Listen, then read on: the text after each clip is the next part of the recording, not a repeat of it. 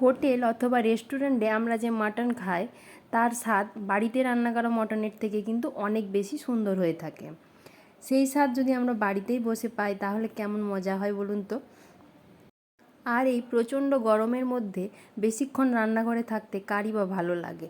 তাই আমি খুব কম সময়ে আর খুব সহজভাবে মাটনটা প্রেসার কুকারে রান্না করে দেখাবো।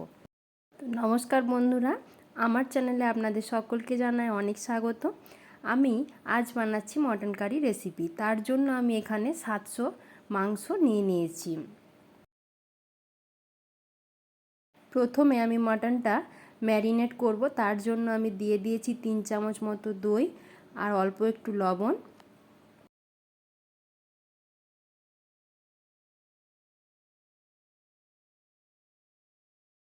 তার সাথে আমি দিয়েছি আধ চামচ মতো লঙ্কার গুঁড়ো আর আধ চামচ মতো হলুদ গুঁড়ো।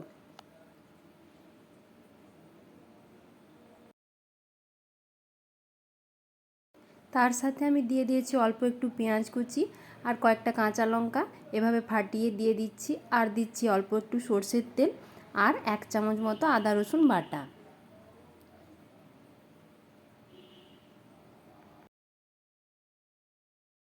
আমি আজকে মটনটা অন্য একটি পদ্ধতিতে বানাচ্ছি। আপনারা এভাবে বাড়িতে একবার অবশ্যই বানিয়ে দেখবেন, আশা করছি আপনাদের অনেক ভালো লাগবে।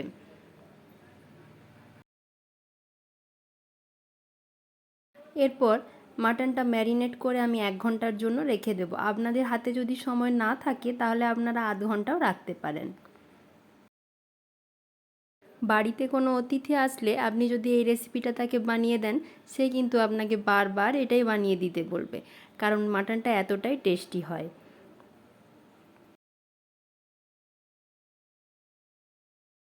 এরপর আমি চলে যাচ্ছি মূল প্রসেসে। তার জন্য আমি প্রথমে গ্যাসের ওপর একটি প্রেসার কুকার বসিয়ে দিয়েছি আর তাতে দিয়ে দিচ্ছি 1.5 কাপ মতো সরষের তেল।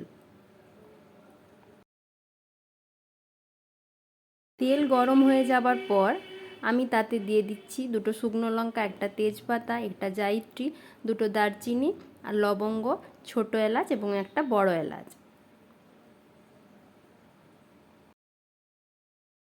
এরপর মশলা থেকে সুন্দর গন্ধ বেরোলে আমি 6টা মিডিয়াম সাইজের পেঁয়াজ সরু সরু করে কুচিয়ে নিয়েছি, সেটা তেলের ওপর দিয়ে ভালোভাবে ভেজে নেব।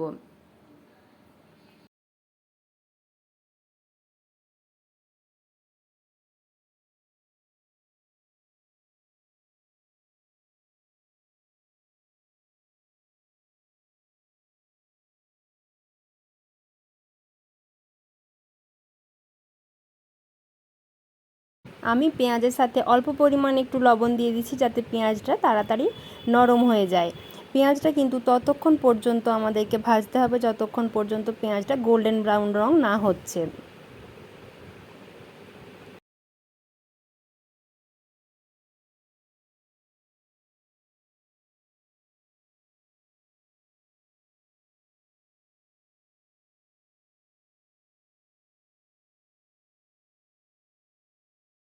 পেঁয়াজটা ভালোভাবে ভাজা হয়ে গেছে। এবার আমি 1.5 চামচ মতন আদা রসুন বাটা দিয়ে দিচ্ছি। আমি কিন্তু ম্যারিনেট করবার সময়ও খানিকটা আদা রসুন বাটা দিয়েছিলাম।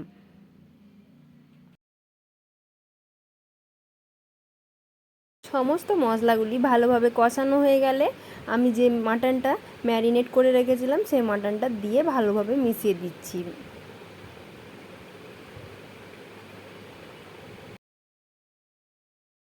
আপনারা কেউ যদি মাটন খেতে পছন্দ না করেন সেক্ষেত্রে আপনারা একই প্রসেসে চিকেন কারিও বানাতে পারেন, খেতে কিন্তু অসাধারণ হয়।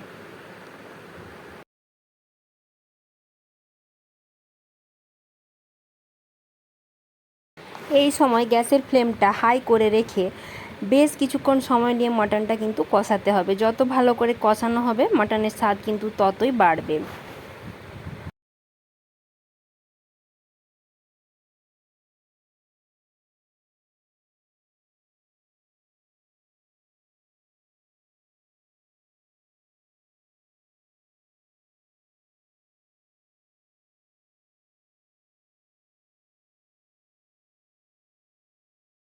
এরপর দেখুন মটন থেকে জল ছাড়তে শুরু করেছে। এই সময় আমি দিয়ে দিচ্ছি হলুদের গুঁড়ো, লঙ্কার গুঁড়ো আর দিয়ে দিচ্ছি অল্প একটু ধনে আর জিরের গুঁড়ো।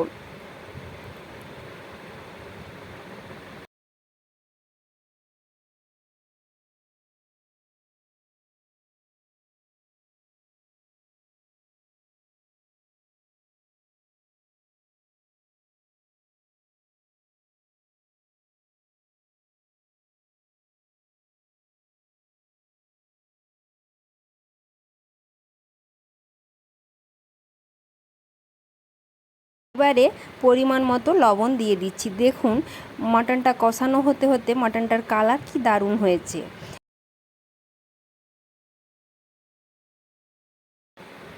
এখন আমি দিয়ে দিচ্ছি আধ চামচ মতো গরম মশলার গুঁড়ো। এবার সমস্ত মশলাটা আরও কিছুক্ষণ ধরে মিশিয়ে দিচ্ছি।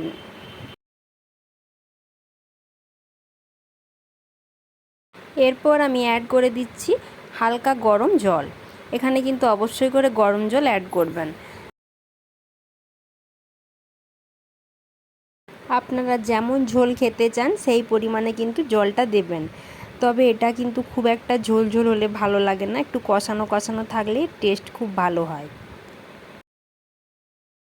এবার আমি প্রেসার কুকারের ঢাকনা লাগিয়ে দিয়ে হাই ফ্লেমে 4-5টা সিটি দিয়ে দেব।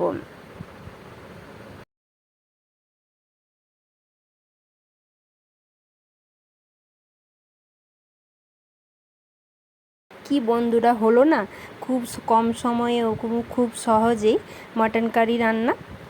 তো আপনারা এভাবে বাড়িতে একবার রান্না করে দেখবেন, সকলেই কিন্তু প্রশংসা করতে বাধ্য হবে।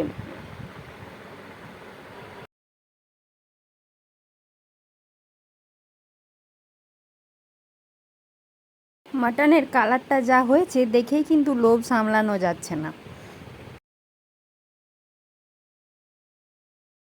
তো বন্ধুরা, আপনারা এভাবে একবার বাড়িতে বানিয়ে দেখবেন, গ্যারেন্টি দিয়ে বলতে পারি সকলেই কিন্তু আপনার প্রশংসা করবে।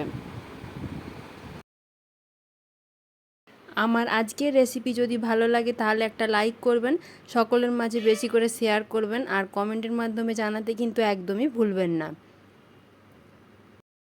আর নিয়মিত নতুন নতুন রেসিপির আপডেট পেতে আমার চ্যানেলটিকে এক্ষুনি সাবস্ক্রাইব করুন। আজ এই পর্যন্তই, আবার দেখা হবে নতুন কোনো রেসিপি নিয়ে। সকলে ভালো থাকবেন, সুস্থ থাকবেন। ধন্যবাদ।